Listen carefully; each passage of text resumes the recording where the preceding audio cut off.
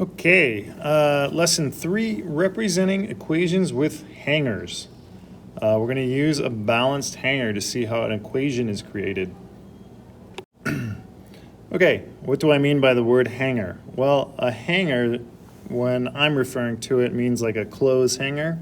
You can think of it as a balance or a scale. Now, if we look down here, I got two images.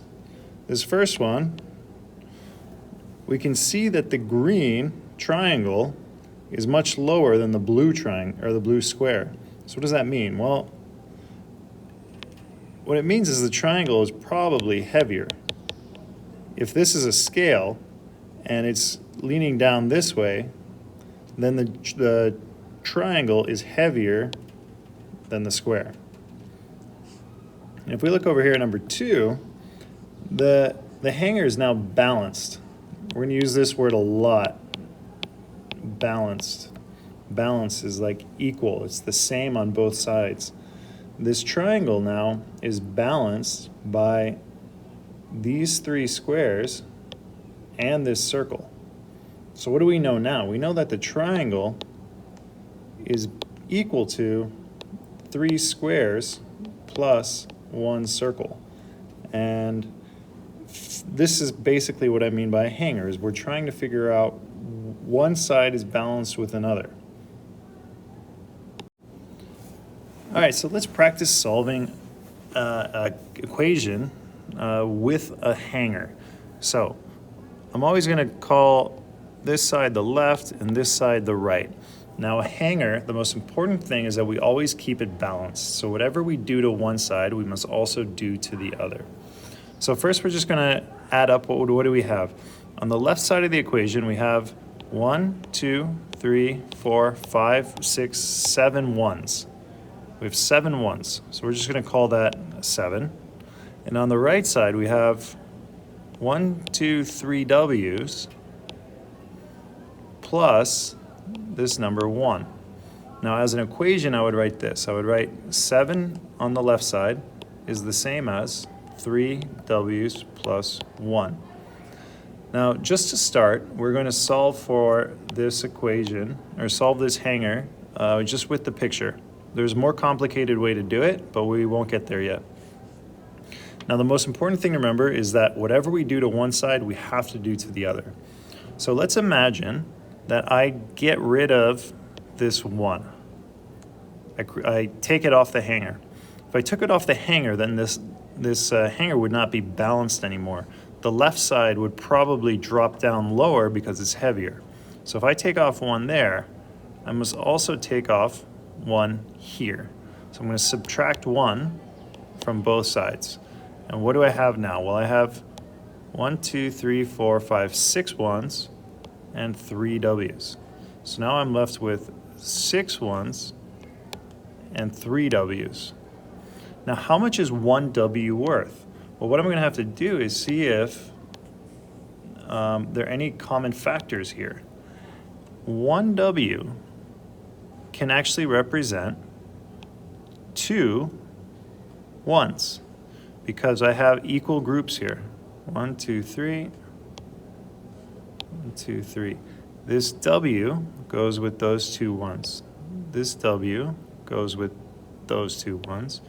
And this W goes with those 2 ones. So when I divide these 6 into 3 groups, I can find that 1 W is equal to 2 ones. And I have just solved the hanger problem. Here's another example.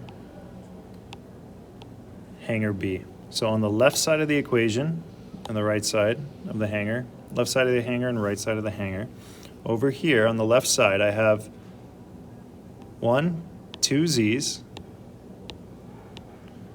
plus 1, 2, 3 ones. And that is going to be balanced with 1, 2, 3, 4, 5 ones. So it's balanced with 5. So what is my equation?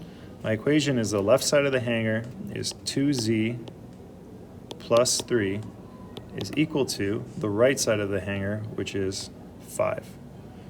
Now we're going to simplify this If I cross out 1 over here, I can cross out 1 over there, subtract 1 from both sides. So the hanger's still balanced because I took the same amount off of both sides. I can do it again. I can do it again. So what I just did is I subtracted 3 from both sides. So what do I have left now? Now when I do that, what I'm left with are these 2 z's and 2 1s, which is 2. So 2 times what? 2 times z. So 2 times what equals 2. This means z must equal 1. And it makes sense. This z is going to combine with this little 1 over there, and this z will combine with this 1 over there. So z is balanced with the 1, so z equals 1. This will be the last example. So I have my left side of the hanger and my right side. I have to always make sure they stay balanced. What do I have on the left? I have 1, 2, 3 x's and 1, 2, 2 1s. So I have 3x plus 2 on the left, and on the right side I have 1, 2, and 3. So my equation, left side is 3x plus 2 is equal to 3. Now I'm going to try to balance out this hanger a bit. I see this one and this one can be removed, and then I can remove this one and this one. Remember, whatever you do to one side of the equation, you must also do to the other. So here I subtracted 2, subtract 2, and here I subtracted 2, and I subtract 2 there. So what do I have now after I subtract? I have 3 x's is equal to 1. So what is 1x equal to? Well, 3 times what equals 1? And hopefully what's coming to your mind is the word reciprocal. 3 times 1/3 is equal to 1. So x equals 1/3. The other thing I can do is I can just divide this by 3, and you can see that when I divide by 3, x is equal to 1/3.